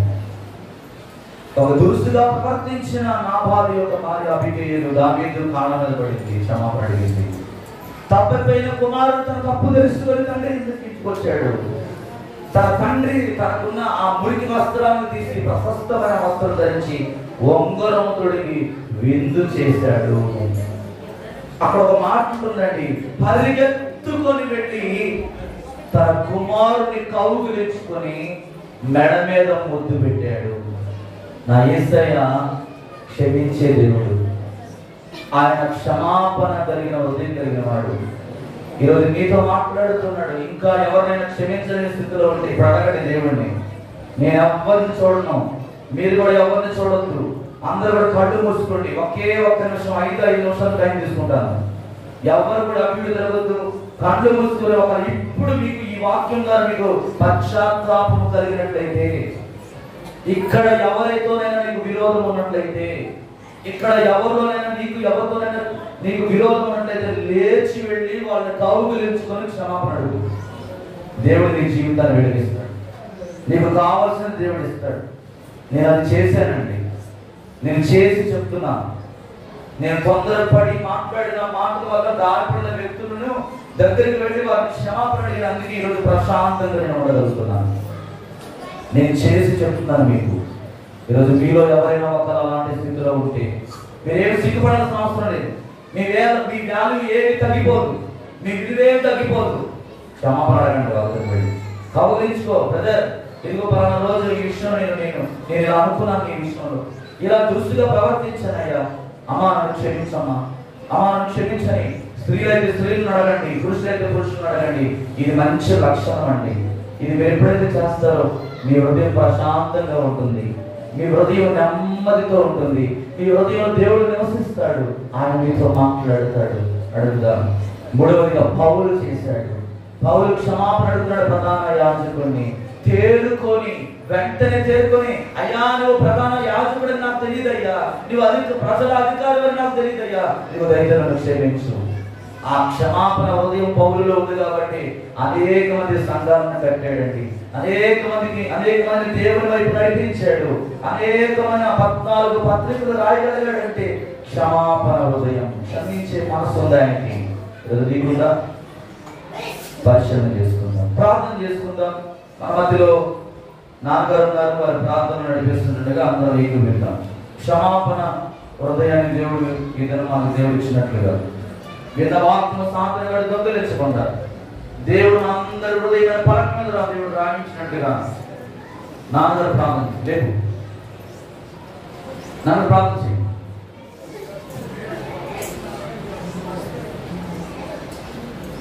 క్షమాపణ హృదయం దేవుడు తలంచారని ప్రార్థించారు. స్తోత్రం ప్రభా, స్తుతి స్తోత్రం తండ్రి, పరిశుద్ధుడా వందనాలయ్యా. నిన్న నేడు యాచించుకున్న దేవుడా స్తోత్రం ప్రభా. గడిచిన సంవత్సరం నుంచి సంవత్సరం వరకు ప్రభా, గడిచిన వారం నుంచి వారం వరకు ప్రభా ఎక్కడ భద్రపరచిన వందనాలు స్తోత్రాలు నైనా ప్రభా. నైనా స్తోత్రం ప్రభా, ఎవరికి నేను ధన్యత మాకు ఇస్తున్నావయ్యా. స్తోత్రం ప్రభా, నీ బిడ్డలు నేను మమ్మల్ని ప్రభా నీ ఎక్కడ భద్రపరచుకోవాలి ప్రభా, మాకు తోడు నీడుగా ఉంటున్నావు తండ్రి. మమ్మల్ని ప్రభా మేమైతే ప్రభా నాయన బ్రతుకులో తిరుగుతున్నాం తండ్రి ప్రభా, నాయన పాపంలో తిరుగుతున్నాం ప్రభా. మమ్మల్ని ప్రభా క్షమించి ప్రభా నాయన ప్రభా నీ రాజ్యంలో తెలుసుకునే భాగ్యం మాకు దయచేయండి తండ్రి. స్తోత్రం ప్రభా. ఎందరో ప్రభా మానిన ప్రభా ఈ జీవనప్రభా ప్రభా కాలకాలం తెలిసిపోతాం ప్రభా మమ్మల్ని సజీవులుగా ఉంది ప్రభా నీ సన్నిధిలో ప్రవేశించి కనపడే భాగ్యం మాకు ఇచ్చినందుకు వందనాలు స్తోత్రాలు స్తోత్రాలు తండ్రి ప్రభా నాయన భార్య పాటలో మీరు ఉన్నారు తండ్రి వందనాలు ప్రభా నాయన స్థితిగానం ప్రభా మీ ఆరాధన మీరు ఉన్నందుకు వందనాలు స్తోత్రాలు ప్రభా అలాగే ప్రభా నాయన ఆత్మ నిలబడిన వారు ప్రభా నాయన ఆత్మ లేని ప్రభా మా తప్పులు పొరపాటు క్షమించి ప్రభా నాయన నీ ఆత్మ మాకు ఉమరించడయ్యా ప్రభా వందనాలు ప్రభా పాపులమైన మా పాపాత్మ కలిగి ప్రభా పవిత్రంగా చేసి మీ ఆత్మకు కుమరించడయ్యా స్తోత్రం ప్రభా నాయన వందనాలు తండ్రి అలాగే ప్రభా ఎవరి బిడ్డ ప్రభా నాయన పాటలు పాడి ఉన్నారు ప్రభా పాటలు పాడిన బిడ్డలకి ప్రభా దీవించండి ఆస్వాదించండి ప్రభా ఇంకా ప్రభా నాయన సంతోషించి గతిరిచి భాగ్యం ఆ బిడ్డలు దయచేయండి ప్రభా ప్రభా స్తోత్రము అలాగే ఎవరి బిడ్డల ప్రభా నేను సాయం దయచేయండి తండ్రి ప్రభా స్తోత్రము గర్భిణీ ప్రభా సుఖమైన ప్రసవ దయచేయండి తండ్రి నాయన వందనాలు ప్రభా నాయన ప్రభా ఎవరు కాదు ప్రభా సంతానం లేదు ప్రభా సంతానం దయచేయండి ప్రభా ఎవరు ఎదురు చూస్తారో వాడు తృప్తిపరిచే దేవుడు అన్న తండ్రి ప్రభా తృప్తి ప్రభా తృప్తించండియ్యా అలాగే ప్రభా నాయన ప్రభా ముసలివారి ప్రభాని కరచేతిగా నడిపించండి తండ్రి వందనాలు ప్రభా అలాగే ప్రభా ఎంతమంది ప్రభా ఏ అవసరాలు వచ్చారో ఏ బాధతో వచ్చారో ఏ ప్రభా ఏ రోగాలతో వచ్చారో ప్రభా ప్రతి రోగాలు ప్రభా మీరే ముట్టండి స్వస్థపరచండి ప్రభా వందనాలు ప్రభా నాయన ప్రభా ఎవరో ఏ అవసరాలు తీర్చండి తండ్రి స్తోత్రము ప్రభా అలాగే ప్రభా నాయన ఈ లాస్ట్ ఆదివారంలో ప్రభా నేను లాస్ట్గా ప్రభా నాయన ఈ సంవత్సరంలో ప్రభా నీ రకాలను భద్రపరుచుకున్నావు తండ్రి మళ్ళీ ప్రభా నీ భద్రాధారంలో మేము ప్రవేశించి నేను దుర్తి కనబడుతు మా భాగ్యం మాకు అందరూ దయచేయండి అయ్యా వందనాలు అలాగే ప్రభా నీ దాసుల ద్వారా ప్రభా నాయన వర్తమానం అందించినందుకు వందనాలు ప్రభా నాయన శ్రమించే గుణం మాకు దయచేయండి అయ్యా ప్రభా శ్రమించే గుణం లేకపోతే ప్రభా ఈ రాత్రిలో చేరలేదు అయ్యా ప్రభా ప్రభా మాకు తప్పుడు శ్రమించండి ప్రభా మేమేమైనా ఎవరైనా ప్రభా అప్పుడైనా అప్పుడింతలుగా మాట్లాడి ప్రభా అసహ్యంగా చూసినట్లయితే మమ్మల్ని శ్రమించండి అయ్యా నాయన ప్రభా మా ప్రభా వాళ్ళతో ఏకమనసుతో ఏకమతితో మేము ఉండే భాగ్యం మాకు దయచేయండి తండ్రి స్తోత్రము ప్రభా మాలో ప్రభా చెడ్డ ప్రవర్తన తీసి ప్రభా స్తోత్రం ప్రతి ఒక్కరితో ప్రభా ప్రేమించే గుణం మాకు దయచేయండి తండ్రి స్తోత్రము ప్రభా అలాగే ప్రభా మీ దాసుల ప్రభా నేను ఇంకా ప్రభా నా మూడు ఆత్మతో ప్రభా ఇంకా నానానికి అభివృద్ధి చేయండి తండ్రి ప్రభా నేను ప్రభా బిడ్డలు దీవించండి భార్యను దీవించండి ప్రభా నాయన అలాగే ప్రభా నేను తెలుగు దూరదర్శనంలో ప్రభా నాయన సంఘాన్ని దీవించి ఆస్వాదించండి తండ్రి అలాగే ప్రభా ఎంతమంది వచ్చారు ప్రభా ప్రతి బిడ్డలు నేను పేరు దీవించండి ప్రభా నాయన క్షమించండి ప్రభా స్తోత్రం అలాగే ప్రభా నాయన నూతన సంవత్సరం వస్తున్న ప్రభా నాయన అల్పమైన ప్రభా నాయన సంతోషించే భాగ్యం ప్రతి కుటుంబంలో దయచేయ నాయన నూతనం ప్రభా నాయన సంవత్సరం ప్రభా నూతన హృదయాలు ప్రభా మార్చేలాగా ప్రభా మా హృదయాలు మార్చుకునే భాగ్యం మాకు అందరూ దయచేయండి నూతనంగా సంతోషించే భాగ్యం మాకు అందరూ దయచేయండి ఎవరి ఇంట్లో ప్రభు ఏ అశాంతి కలగజేయకుండా నీ సన్నిధిలో ప్రభా నాయన ఒకరి దగ్గర ప్రభావ రాత్రి ప్రభా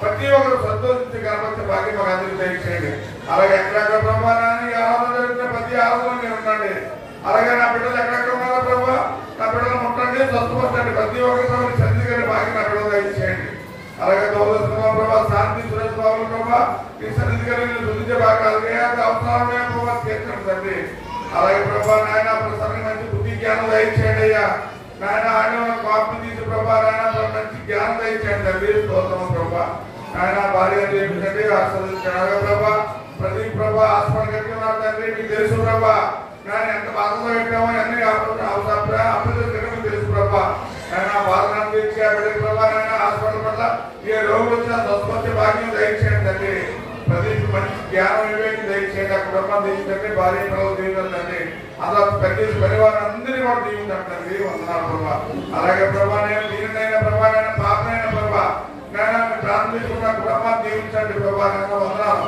అలాగే వచ్చిన బిడ్డలు పేరు ఆస్వాదించి పంపించండి అలాగే ప్రభా నాయన నా ప్రార్థన జీవనంలో భద్రతకు సమాధానం ఇచ్చిందని చేసిన పరమ తండ్రి ఆమేన్ హల్లెలూయా అందరూ రెండు చేతులు పెట్టి దేవుని